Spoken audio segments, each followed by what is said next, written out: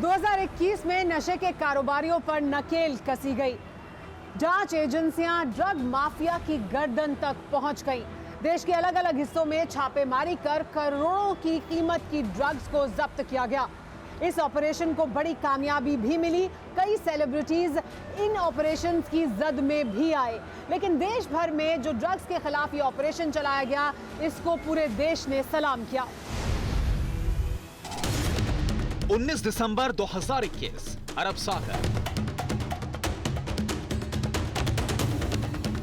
Coast guard और Gujarat ATS की boat समंदर में हवा से बातें कर रही थी। मछली पकड़ने वाली एक बोट इनकी बोट से रेस लगा रही थी।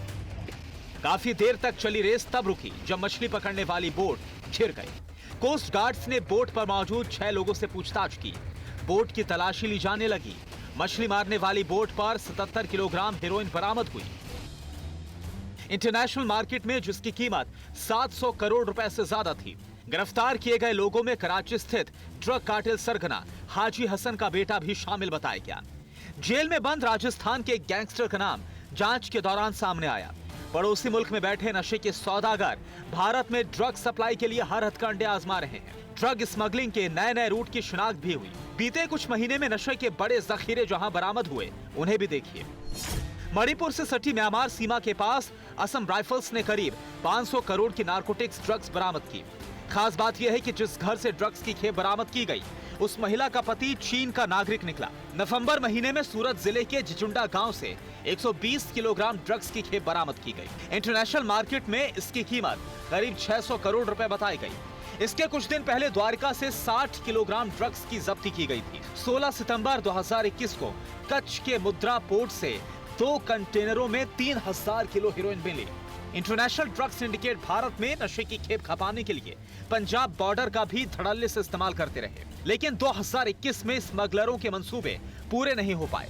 दिसंबर महीने में बीएसएफ ने ट्रक की बड़ी खेप को कई बार पकड़ा। 25 दिसंबर 2021 को भारत पाकिस्तान सीमा के फिरोजपुर सेक्टर में 10.85 किलोग्राम हेरोइन जब्त की गई। 1 दिसंबर 2021 को इसी सेक्टर में सर्च ऑपरेशन चलाकर 4 किलोग्राम हेरोइन बरामद की गई थी।